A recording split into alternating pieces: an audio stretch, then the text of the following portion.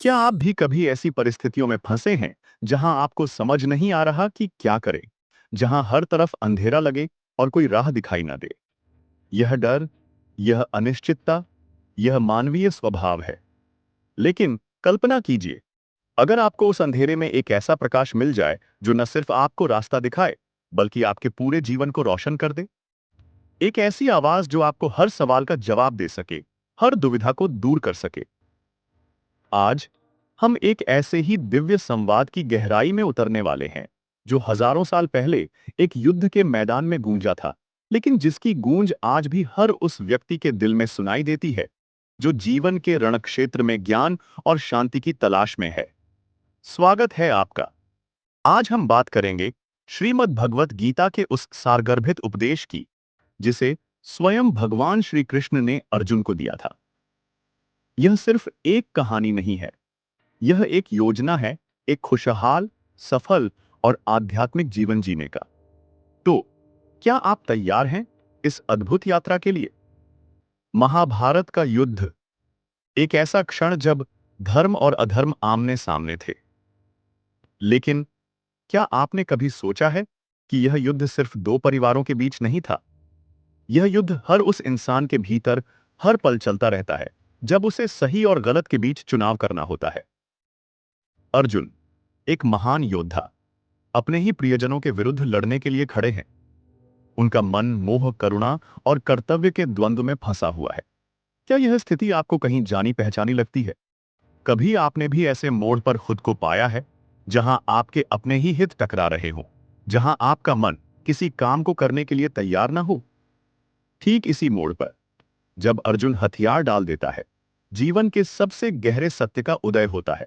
और यह सत्य कौन उजागर करता है? श्री कृष्ण का पहला उपदेश अर्जुन को यह समझाना है कि जिस शोक और मोह में वह डूबा हुआ है, वह एक भ्रम है। न जायते म्रियते व कदाचिन नाय भूतवा भविता व न भूय। यह आत्मा न कभी जन्म लेती है और न कभी मरती है।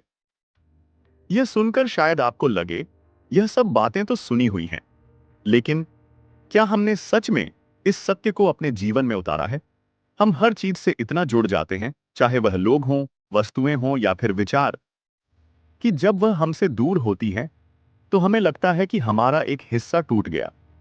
कभी आपने अपना पसंदीदा फोन खो दिया है? कैसा महसूस हुआ था? अब सोचिए, अगर आप यह जान लें कि वह फोन तो बस एक माध्यम था, आपकी आत्मा तो उससे कहीं ज्यादा अविनाशी है, तो क्या उस दुख की तीव्रता थोड़ी कम नहीं होगी? श्री कृष्ण यही समझाते हैं, परिवर्तन प्रकृति का नियम है। जो आज है, वह कल नहीं रहेगा। इसलिए आसक्ति में जीने के बजाय हमें साक्षी भाव से जीवन को देखना सीखना होगा। कर्मण्येवाधिकारस्ते मां फलेषु कदाचन। तुम्हारा अधिकार केवल कर्म करने में है, उसके फल में कभी नहीं। यह श्री कृष्ण का एक और महत्वपूर्ण उपदेश है, जो हमारे व्यक्तिगत विकास की नींव रख सकता है। हम अक्सर अपने कर्मों के फल के बारे में सोचते रहते हैं, जिससे हमारी वर्तमान कर्म करने की क्षमता प्रभावित होती है। चिंता, डर और जल्दबाजी, यह सब फल की आसक्ति के कारण पैदा होते हैं। श्री कृष्ण कहते हैं, अपना कर्म पूरी ईमानदारी और निष्ठा से करो। फल क्या होगा, यह तुम पर निर्भर नहीं है। तुम्हारा काम है बीज बोना, उसे सींचना। फल तो प्रकृति के नियम से अपने समय पर लगेगा ही। लेकिन क्या सिर्फ कर्म करते रहना ही पर्याप्त है? अगर हमारे कर्म ही गलत दिशा में हों, तो क्या होगा? श्री कृष्ण इसका उत्तर अगले अध्याय में देते हैं। एक ऐसे रहस्य के बारे में बताते हैं जो हमारे जीवन की दिशा पूरी तरह से बदल सकता है। अज्ञानी सुखिनो भवन्ति सुखिनस्तरतन्ति च ज्ञानान्वेषण तत्परा दुखम दुखम च विन्दन्ति। जो अज्ञानी हैं वे सुखी रहते हैं और सुख से तैरते हैं, परंतु ज्ञान की खोज में लगे हुए दुख पर दुख पाते हैं। यह सुनकर शायद आप सोच रहे होंगे, तो क्या ज्ञान प्राप्त करना दुखदाई है? नहीं। श्री कृष्ण यहां उस अधूरे ज्ञान की बात कर रहे हैं, उस ज्ञान की जो अहंकार और भ्रम से भरा हुआ है। सही ज्ञान वह है जो हमें सत्य और असत्य के बीच का अंतर बताता है, जो हमें यह समझने में मदद करता है कि वास्तव में महत्वपूर्ण क्या है। यह ज्ञान हमें आसक्ति और मोह से मुक्त करता है और हमें सही दिशा में कर्म करने के लिए प्रेरित करता है। ज्ञान की बात करते करते मुझे याद आया, एक बार एक पंडित जी ने मुझसे पूछा, बेटा, ज्ञान कहाँ मिलता है? मैंने कहा, महाराज, आजकल तो यूट्यूब पर भी मिल जाता है, बस सही चैनल ढूंढना पड़ता है। और सही ज्ञान हमें निष्क्रिय नहीं बनाता, बल्कि कर्म के लिए प्रेरित करता है। लेकिन कैसा कर्म? योगस्थ कुरु कर्माणि संगम त्यक्त्वा धनंजय, सिद्ध सिद्ध्यो समो भूत्वा समत्वम योग उच्यते। हे धनंजय, आसक्ति को त्याग कर सफलता और असफलता में संभाव रखते हुए कर्म करो। इस समत्व को ही योग कहते हैं।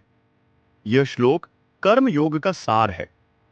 श्री कृष्ण हमें सिखाते हैं कि हमें अपने कर्मों के परिणामों से चिपके नहीं रहना चाहिए। हमें अपना ध्यान केवल कर्म करने पर केंद्रित करना चाहिए, पूरी लगन और कुशलता के साथ। सफलता मिले या असफलता, हमें दोनों ही स्थितियों में समान रहना सीखना होगा। जब हम फल की चिंता छोड़ देते हैं, तो हम अपने वर्तमान कर्म को और बेहतर तरीके से कर पाते हैं। स्वधर्मे निधनम श्रेयः परधर्मो भयावह। अपने धर्म, कर्तव्य में मरना भी कल्याणकारी है, परंतु दूसरे का धर्म भय उत्पन्न करने वाला है। यहां धर्म का अर्थ केवल धर्म नहीं है। इसका अर्थ है हमारा स्वाभाविक कर्तव्य, हमारी क्षमताएं, हमारी रुचियां और इस जीवन में हमारा उद्देश्य। श्री कृष्ण कहते हैं कि हमें अपने स्वभाव के अनुसार कर्म करना चाहिए। जब हम दूसरों की नकल करने की कोशिश करते हैं या वह काम करते हैं जो हमारे स्वभाव के विपरीत है, तो हम तनाव और असंतोष का अनुभव करते हैं। इसके विपरीत, जब हम अपने स्वाभाविक कर्मों को पहचान कर उन्हें पूरी निष्ठा से करते हैं, तो हमें सच्ची खुशी और संतुष्टि मिलती है। जिज्ञासा जगाने वाला अंत। लेकिन अपने धर्म को पहचानना इतना आसान भी नहीं है। कई बार हम भ्रमित हो जाते हैं, हमें समझ नहीं आता कि वास्तव में हमारा उद्देश्य क्या है। तो श्री कृष्ण इस भ्रम को कैसे दूर करते हैं?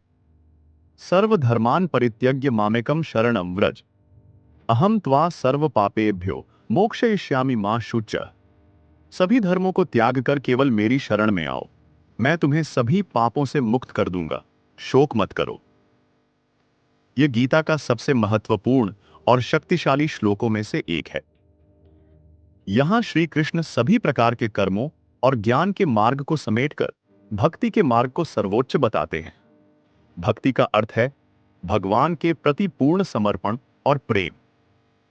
जब हम अहंकार को त्याग कर पूरी तरह से ईश्वर पर आश्रित हो जाते हैं, तो उनकी कृपा हम पर बरसती है और हमें जीवन के हर बंधन से मुक्ति मिल जाती है। भावनात्मक उद्दीपन, उत्साह। कल्पना कीजिए, एक ऐसी शक्ति जो आपसे कहीं ज्यादा बड़ी है, जो आपसे अथाह प्रेम करती है और जो हर पल आपकी रक्षा करने के लिए तैयार है। क्या यह विचार ही आपको एक अद्भुत शांति और सुरक्षा का अनुभव नहीं कराता? गीता का उपदेश सिर्फ सुनने और पढ़ने के लिए नहीं है, यह जीने के लिए है। हर श्लोक एक ऐसा बीज है जिसे अगर हम अपने जीवन में बोएं, तो वह ज्ञान, खुशी और आध्यात्मिक विकास का विशाल वृक्ष बन सकता है। चाहे आपकी उम्र कोई भी हो, आपकी परिस्थितियां कैसी भी हों, गीता का ज्ञान आपको सही राह दिखा सकता है। यह आपको सिखाता है कि कैसे चुनौतियों का सामना करना है, कैसे दुखों को सहना है और कैसे जीवन के हर पल में शांति और आनंद को ढूंढना है। तात्कालिकता। यह ज्ञान अनमोल है और यह आपके लिए उपलब्ध है अभी। बस आपको इसे अपने जीवन में उतारने का संकल्प लेना होगा। तो दोस्तों, आज हमने श्रीमद् भगवद गीता के कुछ महत्वपूर्ण पहलुओं पर विचार किया। यह सिर्फ एक शुरुआत है। गीता का ज्ञान इतना गहरा और विस्तृत है कि हर बार जब आप इसे पढ़ते हैं, तो आपको एक नया विचार मिलता है। अगर आप भगवद गीता के ऐसे ही और गहरे रहस्यों को जानना चाहते हैं, तो स्क्रीन पर आ रहे इस वीडियो को जरूर देखें। भगवद गीता का अनोखा श्लोक। यह वीडियो आपको गीता के एक ऐसे अद्भुत श्लोक के बारे में बताएगा जो आपकी सोच को पूरी तरह से बदल देगा।